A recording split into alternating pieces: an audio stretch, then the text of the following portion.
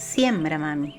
Permite que tus hijas sean libres, que exploren y regresen a ti las veces que sean necesarias. Prepárate y bríndales el conocimiento que las empodera de su energía femenina.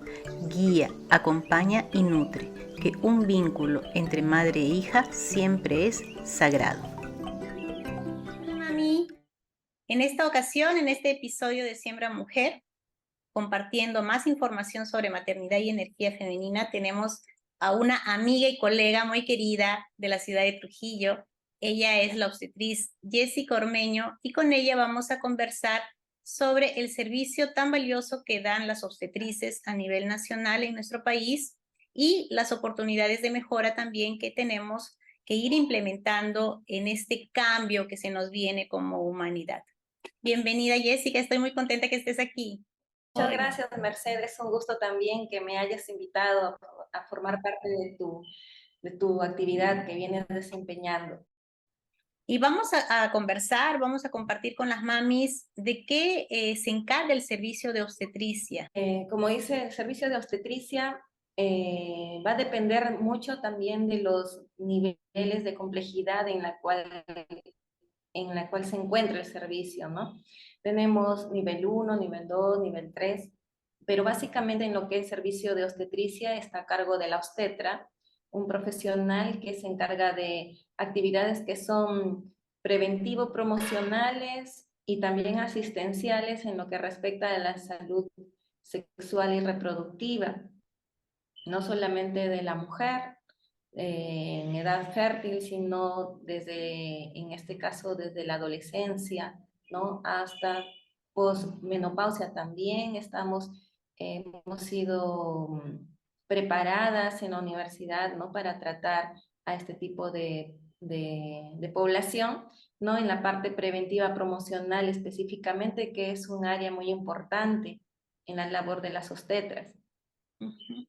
Coméntanos un poquito más, Jessica, sobre los niveles 1, 2 y 3. Ya, básicamente es, por ejemplo, en el nivel 1 son los puestos, centros de salud. Nivel 2 tenemos hospitales distritales, le llamamos acá, y donde hay ciertas especialidades, las especialidades básicas, y en algunos casos, por ejemplo, acá en Trujillo tenemos un hospital de especialidades básicas que es la Noria.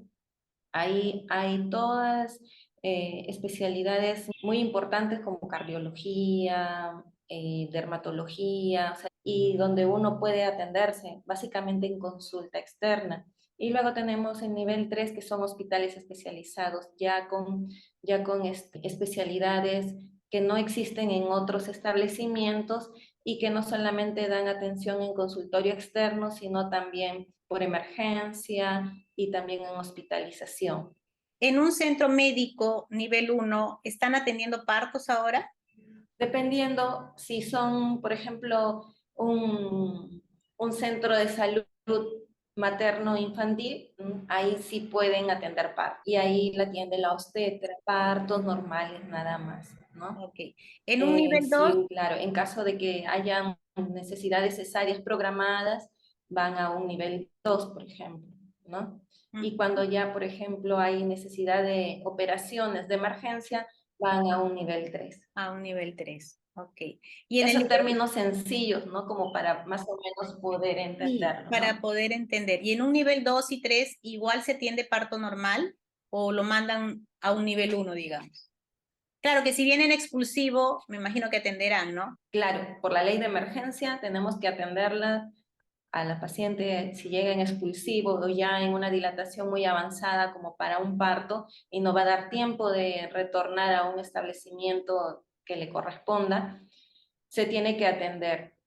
Pero básicamente el nivel 1 sí atiende partos normales, ¿no? Como por ejemplo en un centro materno infantil, partos normales, de bajo riesgo y sin ninguna complicación. En el caso de los hospitales ya son, ahí se atiende también partos normales, pero en menor cantidad, ¿no? Generalmente, por ejemplo, en el hospital nivel 3 Ahí sí van pacientes que tienen sí una patología, están complicándose bien el embarazo o bien el parto, entonces acuden para que tengan una atención más especializada, que no necesariamente va a ser una cesárea, ¿no?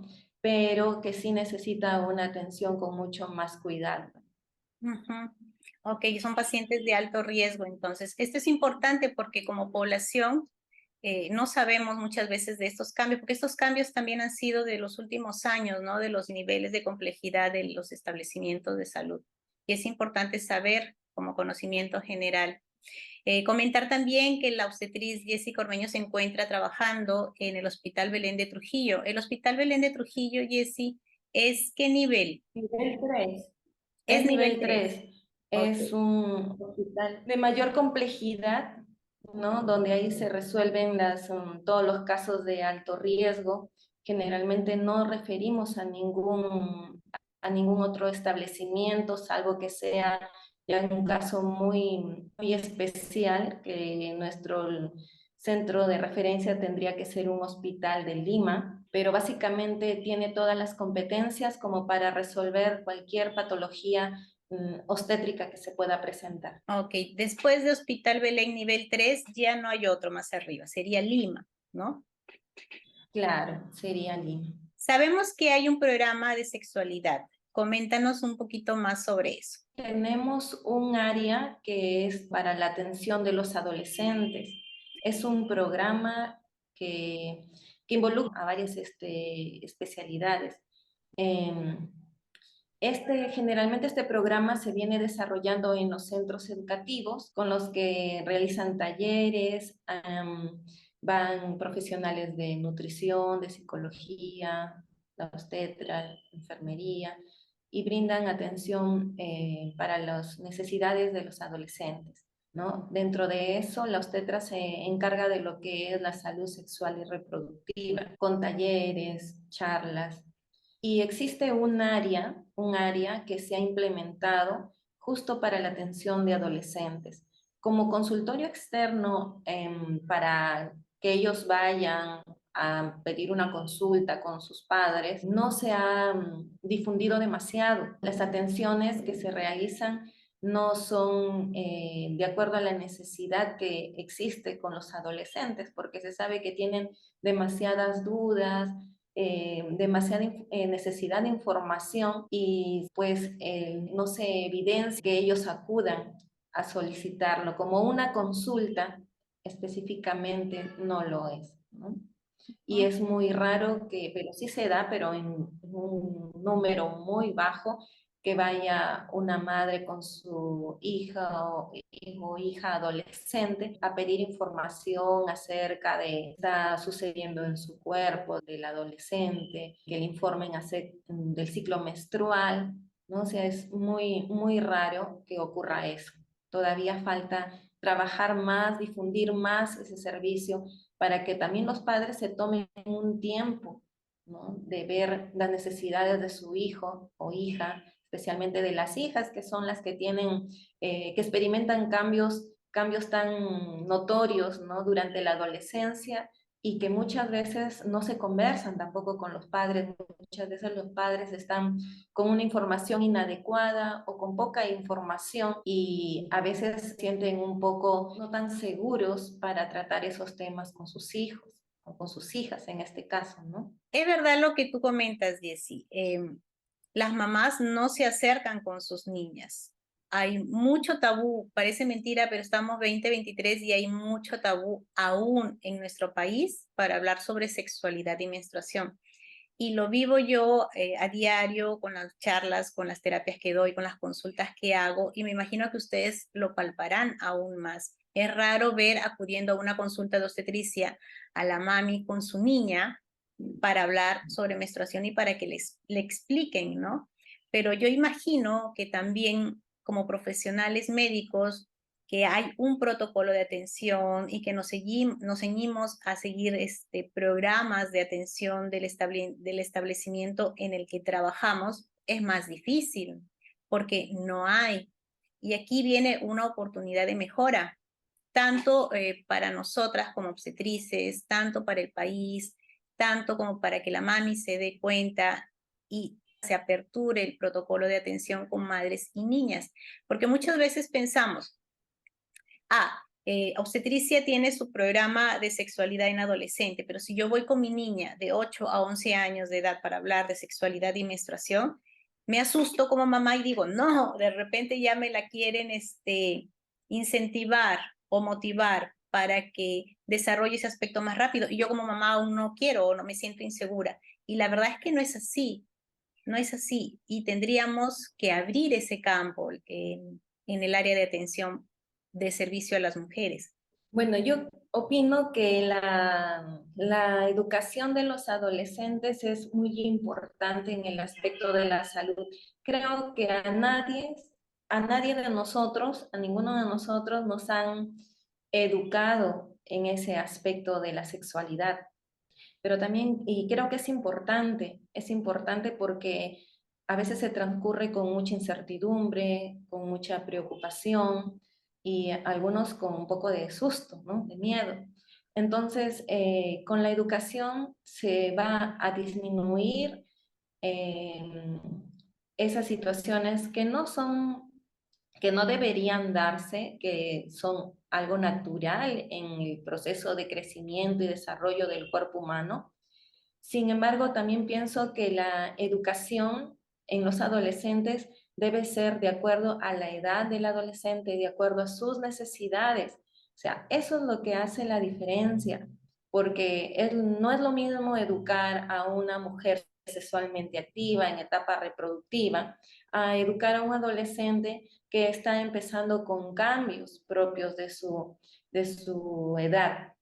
Entonces, en ese aspecto, la educación en salud sexual y reproductiva es importante, pero dándole de acuerdo a su edad.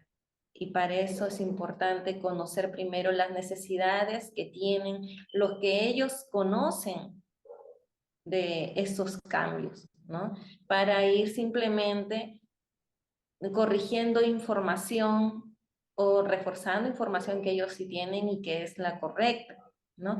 El tema de la educación en adolescentes me parece un campo muy importante, muy delicado, ¿sí? Pero que va a ayudar a que la población pues entienda su cuerpo y, y pueda cuidarse. De esa manera protegeríamos, en este caso, a la mujer de muchas complicaciones, muchas alteraciones en su salud, ¿no? Entonces, es básico que conocer el cuerpo, De ¿no? obstetricia que tienen de sexualidad en adolescentes, ¿a partir de qué edad lo están tomando en cuenta?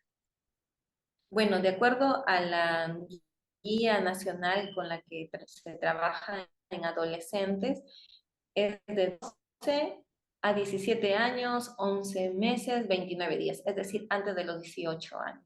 De De 12 a 12 a, 17 años, 11 meses, según la guía nacional. ajá, Ok. 29 días, sí. Que para seguir llegando un poco más a la población, hay una población que queda en el aire, que es el de la pubertad, ¿no? Que es más o menos entre los 8 a los 11 años, que aún tendríamos que llegar a esa población de niñas pequeñas, ¿no? Que quedan en el aire, quedan como que en un vacío y no están incluidas en estos programas, por lo mismo que tú has comentado.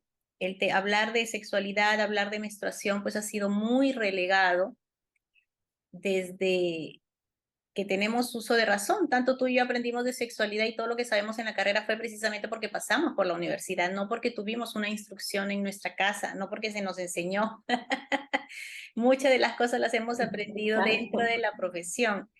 Pero mira, nosotros hemos egresado 97, 98 y estamos 2023 y aún sigue esto, ¿no? O sea, ¿cuánto nos falta aún como sociedad, como Estado, seguir llegando a más mujeres de todas las edades? Esta población de 8 a 11 años queda como que en el aire. Entonces aquí le corresponde a la mamá, por eso en Siembra Mujer hablo mucho de maternidad consciente y hablo mucho del rol de la madre, porque aquí nos corresponde a nosotros como mamá, pero prepararnos, ¿no?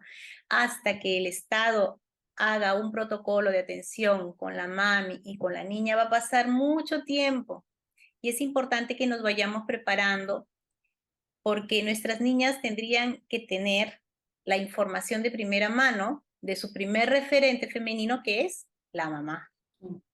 La madre es quien tiene que llegar con esta información verdadera, con esta información real, con esta información de valor, de habitar un cuerpo femenino, de habitar un cuerpo saludable y hacerme responsable, ¿no? Porque hemos quedado en que, según las consultas que yo tengo aquí, la mami llega y dice, no, yo le doy solamente su paquete de toallas higiénicas, o sea, a proveerlas mensualmente de un paquete de toallas higiénicas y ahí termina la salud menstrual, ahí termina la educación sexual. Y no es así, porque hay muchas capas detrás de eso. Entonces, Jessica, yo te pregunto, ¿de qué manera se podrían mejorar estos servicios? O sea, ¿cómo el Estado, que es, yo me imagino, pues no será una larga labor, porque conocemos todo el empuje que hacen las obstetrices para conseguir sus servicios, para conseguir sus atenciones, para hacerle ver al Estado, ¿no? Que es importante el servicio a la mujer. ¿O cómo piensas tú que se podría mejorar esto? Se necesitan implementar varias estrategias, creo yo. Una de ellas también tendría que ver con la contratación de más obstetras realmente, porque deberían haber obstetras específicamente contratadas para adolescentes, ¿no? Por ejemplo, en un establecimiento que es una posta o un centro de salud, la obstetra hace de todo, ¿no? Llega una paciente y hace control prenatal, llega otra paciente por planificación, hace planificación familiar, y básicamente son las dos atenciones por las que más acuden las pacientes, ¿no? Las mujeres. Eh, Luego, por ejemplo, en lo que es infecciones vaginales, bueno, problemas del aparato reproductor, por ejemplo, existen muchas necesidades para abordar en el tema de las consultas. Existe una obstetra o dos obstetras máximo, entonces abocan casi toda su atención a consultas por molestias de salud, ¿no? Sin embargo, existe esa población que necesita la parte de educación, que es la parte de prevenir complicaciones, prevenir enfermedades, y eso se está dejando, no se puede abocar a abordar todo eso mientras una obstetra se tenga que dividir en muchas partecitas para lograr las atenciones. Creo que la parte de prevención, de educación en salud y especialmente en la salud sexual y reproductiva, debe tener una obstetra que se encargue específicamente de eso. Y cuando hablamos de lo que es salud sexual y reproductiva, no solamente vamos a abarcar a los adolescentes, sino a todas las mujeres. Y en abarcar a esas mujeres, también se abarca justo a aquellas que ya son madres de unas niñas a las cuales tienen que brindarle la atención, la educación, ¿no? En lo que es salud. Es ahí la importancia de que haya un personal que se dedique a dar una labor de prevención. Creo que los sistemas de salud, básicamente en el Perú y en varios países latinoamericanos, es muy curativa, muy asistencial. Necesitamos que vaya alguien enfermo a pedir, a solicitar una atención para curar, ¿no? Sin embargo, en otros países, por ejemplo, de Europa, no, existe mucho la labor preventiva, ¿no? El personal de salud, el profesional de la salud, se preocupa en que su población no se enferme. Y creo que eso es lo que se tiene que trabajar. El sistema de salud debe ir cambiando poco a poco. Ahora se podría hacer aportando más de nosotras, pero también tratando de gestionar el tema de personal profesional para que se aboque a lo que es la prevención. Yo creo que eso es importante. Es mejor contratar, creo yo, profesionales para que hagan una labor preventiva, evitando de que la población se enferme, o en este caso que las niñas por desconocer su cuerpo salgan embarazadas, ¿no? Prematuramente, hayan embarazos en adolescentes con tantas complicaciones que esto conlleva a que a evitar, ¿cómo se llama?, que se embaracen, ¿no? O sea, es mejor evitar que se embaracen a tener que atender una gestante adolescente. Entonces, yo creo que por ahí debe ir direccionándose el trabajo de nosotras como obstetras, ¿no? Pero también el trabajo que debe realizar el Estado, ¿no? Que debe visualizarlo, que creo que sí ya lo está teniendo mucho en cuenta, sin embargo que le falta dar más apoyo. Y el apoyo sería en este caso con más profesional, porque no se puede saturar al profesional que ya se tiene, exigiéndole que haga una labor preventiva cuando ya no hay más. O sea, la labor preventiva hay que tener en cuenta que necesita de tiempo. La educación necesita de un tiempo que no es medible, entre comillas, porque a veces nos dicen, sí, la atención, por ejemplo, de consulta tiene que ser en promedio media hora, ¿no? 30 minutos o 20 minutos. Y de acuerdo a eso te contabilizan la cantidad de pacientes. Cuando uno hace la labor preventiva, sabe que ese tiempo es relativo, ¿no? Puede ser menos, como puede ser mucho más, de acuerdo a la necesidad de cada persona. Creo que por ahí tiene que ser direccionada la atención en la labor preventiva, en la labor de educación en salud. Gracias por esta reflexión, Jessica.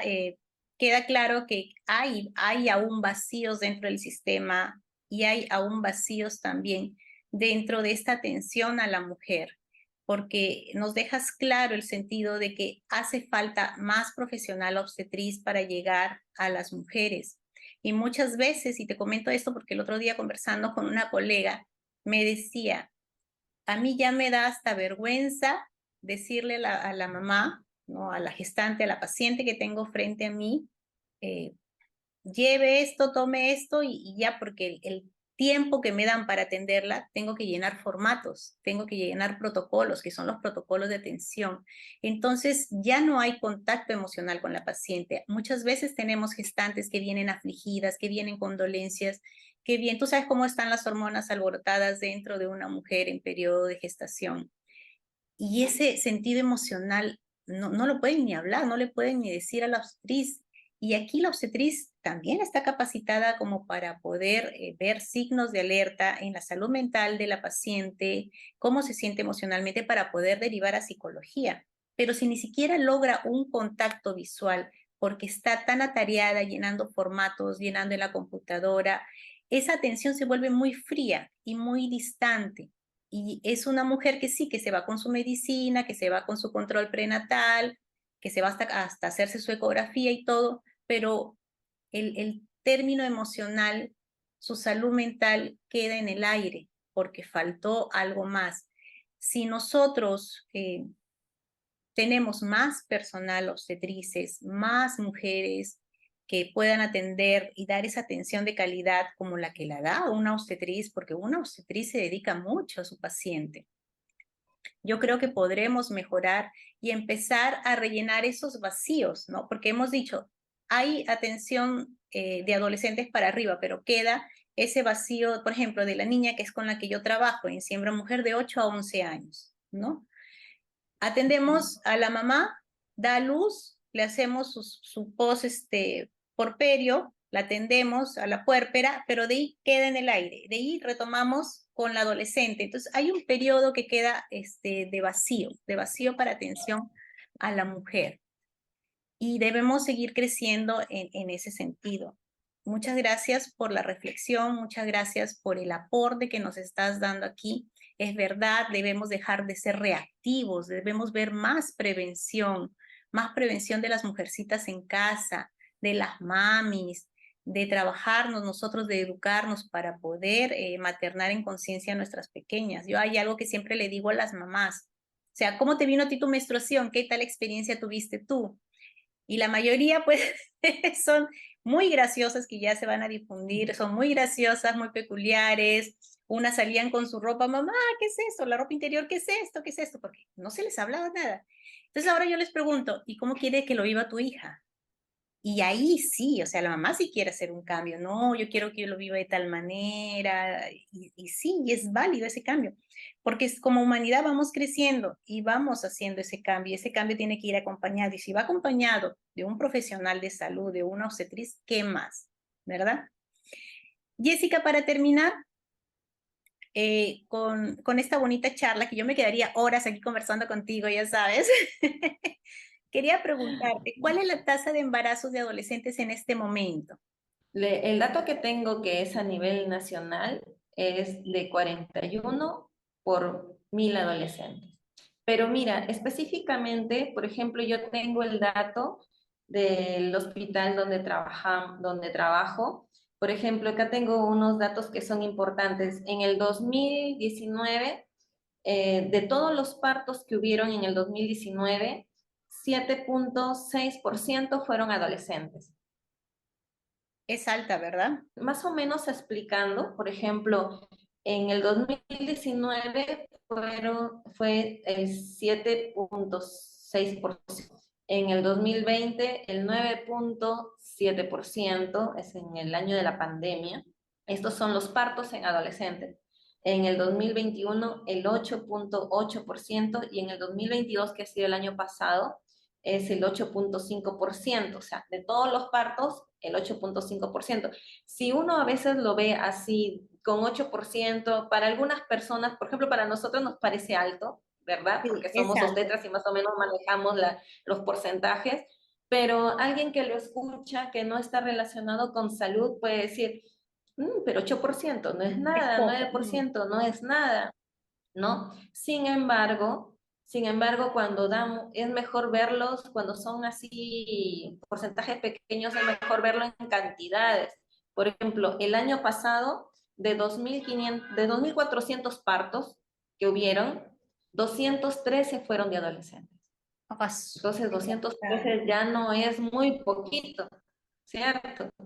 Ahí 213 significa son 213 niñas que han dado a luz, que ya son madres, ¿no? Y si vamos retrocediendo hacia el año 2021, en el 2021 fueron 194, o sea, ya sumámosle, son 194, o sea, casi 200 más 213, algo de 400 niñas, adolescentes que ya son madres. O sea, tenemos una población que es bastante grande y ojo que estamos refiriéndonos solamente en la estadística de nuestro hospital.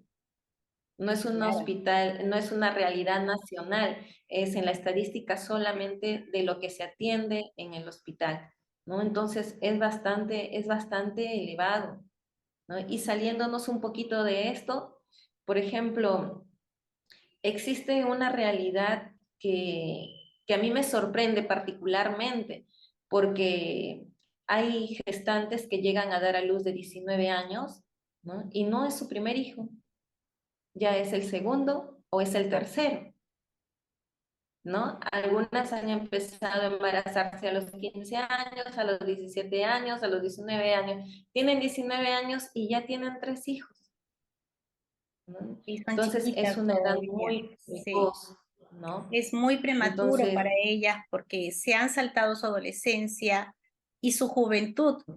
Dos etapas, adolescencia y juventud, porque ya tienen que ser madres, que son cifras muy altas para partos en adolescentes. Concientizar a nuestra población, concientizar a nuestras mujeres, concientizar al Estado. Necesitamos más mujeres atendiendo a mujeres, que se abra más campo laboral para las obstetrices, que se abarquen más colegios desde pequeños. Quería preguntarte, yo escuché que había un proyecto de ley para que acompañe un profesional médico obstetriz a los colegios tal cual como hay ahora psicólogas educativas. ¿En qué quedó? ¿Sabes algo del tema? bueno, hasta donde sé es que estaba en un proyecto y todavía no se ha dado, no se ha aprobado. No tenemos nada concreto todavía. Ok, pero bueno, podría ser una señal de esperanza que puede que esté durmiendo el sueño de los justos, pero por lo menos hay una iniciativa para poder entrar, ingresar a los colegios,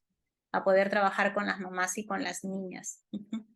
Muchas gracias, Jessica. Gracias, gracias, Sí. gracias por esta bonita entrevista, por esta bonita charla tan ilustrativa, tan bonita, de hermandad entre mujeres, para ayudar a más mujeres, para hacer conciencia con nuestras mamis, con nuestras niñas.